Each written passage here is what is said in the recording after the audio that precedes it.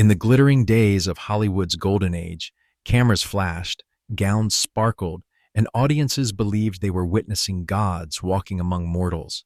But according to a hidden notebook once attributed to actor Burt Lancaster, that glamour came at a cost. Within its worn leather cover, Lancaster did not write of art, friendship, or triumph. Instead, he documented fear, the hidden currency of Hollywood's power. It wasn't creativity or charm that determined survival in this world, but the ability to instill obedience through intimidation. Lancaster's notes claim that behind the velvet curtains and dazzling lights, certain stars, directors, and moguls ruled not with inspiration, but with terror. They demanded obedience, punished defiance, and left scars, both visible and invisible, on those who crossed their path. To fans, these legends seemed untouchable, larger than life, immortal. But in the notebook's chilling accounts, they were human, dangerously human. Tonight we open those pages and reveal the 7 figures Burt Lancaster said ruled Hollywood through fear. Kirk Douglas, the iron fist behind the smile. Kirk Douglas was the epitome of the Hollywood hero.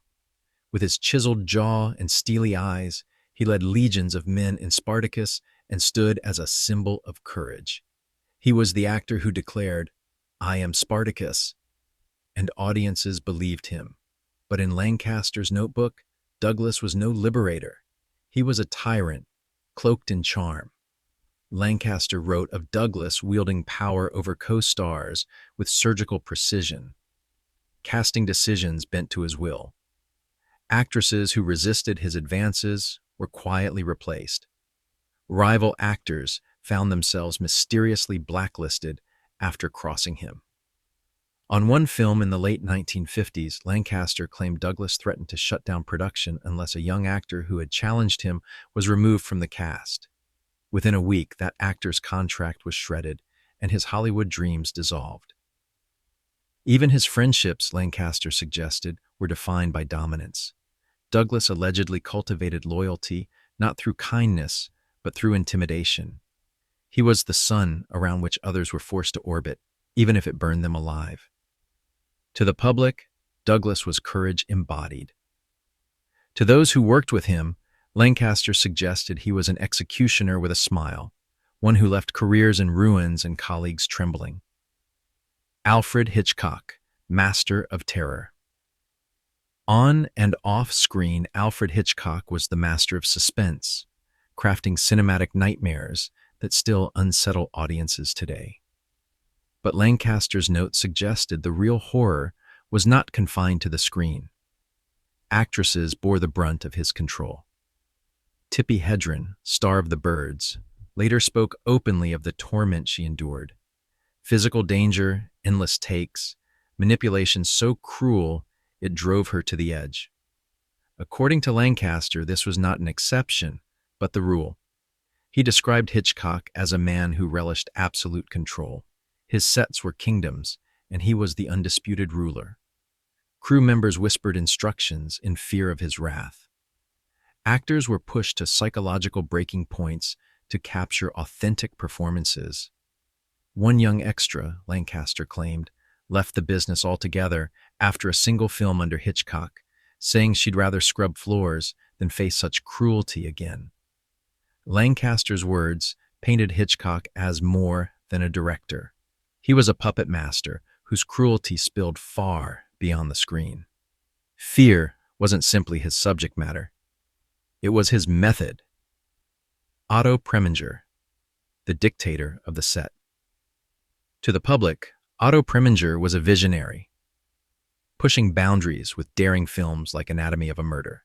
But to Lancaster, he was a tyrant in plain sight. Preminger's name appeared in the notebook with a chilling description: a general without compassion. His sets, Lancaster wrote, were war zones. Actors were screamed at until they broke. Extras were reduced to tears. Even seasoned professionals dreaded signing onto his productions.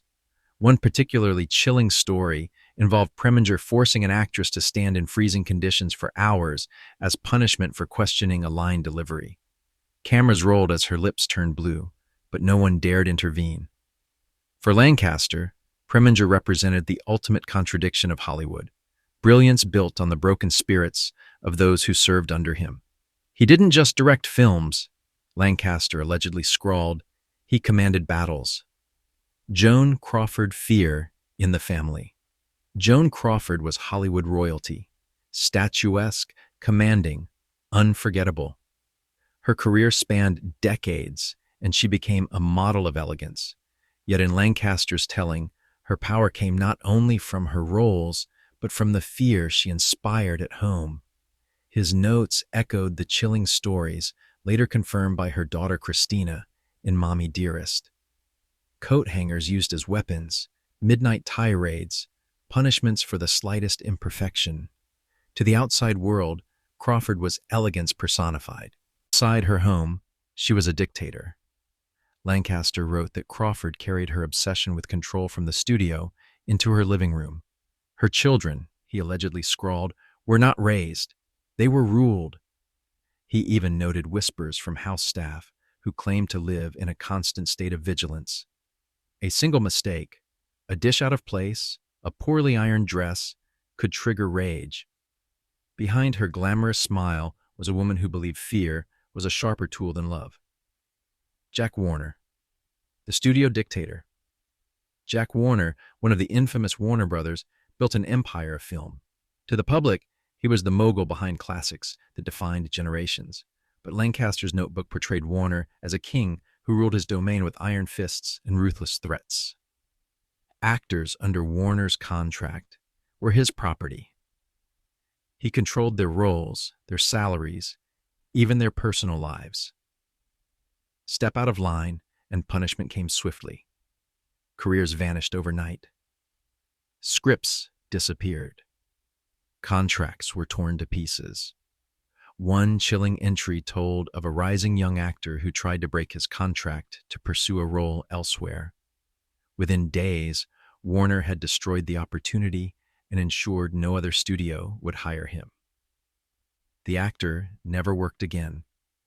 Lancaster claimed Warner used fear to keep not just stars, but entire armies of writers, producers, and directors in submission. Hollywood was often called a dream factory, but under Warner, Lancaster warned, it was closer to a prison. Charlie Chaplin, the beloved clown with a dark shadow. Charlie Chaplin, the beloved little tramp, was adored by millions worldwide. His films brought laughter to war-torn nations and hope to weary audiences. But Lancaster's writings suggested that behind the bowler hat was a man few dared to oppose. Chaplin, according to Lancaster, was ruthless in business and merciless with protégés. He controlled his productions with an obsession bordering on tyranny. Assistants and collaborators who disagreed with him often found themselves cut off from opportunities in Hollywood entirely. Rumors even swirled about Chaplin's personal life. Relationships with much younger women, whispered scandals that could have ended others' careers, but seemed only to strengthen his grip. Lancaster described Chaplin as a clown who smiled for the crowd and frowned for everyone else.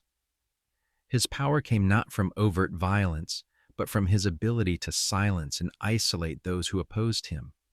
To millions, he was a saint. To Lancaster, he was a master manipulator who ruled with quiet, suffocating fear. Lucille Ball. Laughter as a weapon.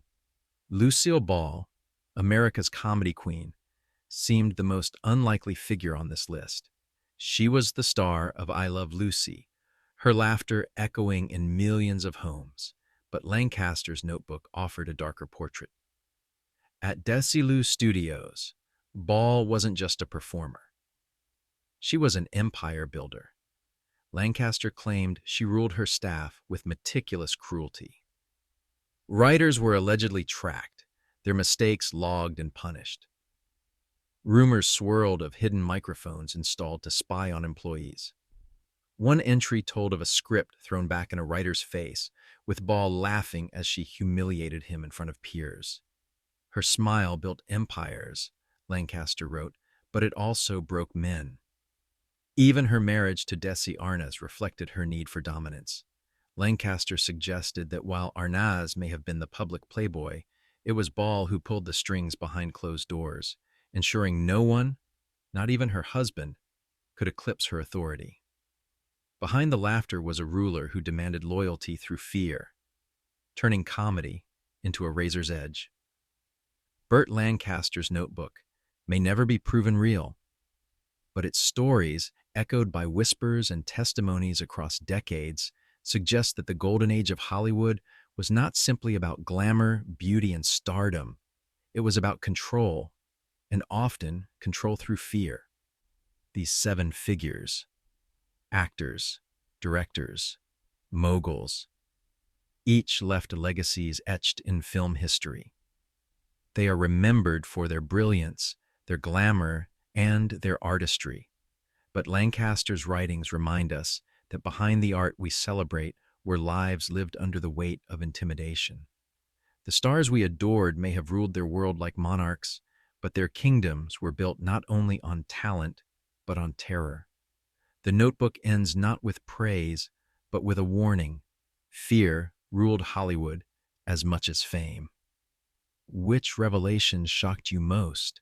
Was it the directors who turned sets into nightmares? The stars who ruled their homes with cruelty? Or the beloved faces who hid tyranny behind charm and laughter? Share your thoughts below. And don't forget to subscribe for more untold stories from Hollywood's shadowy past.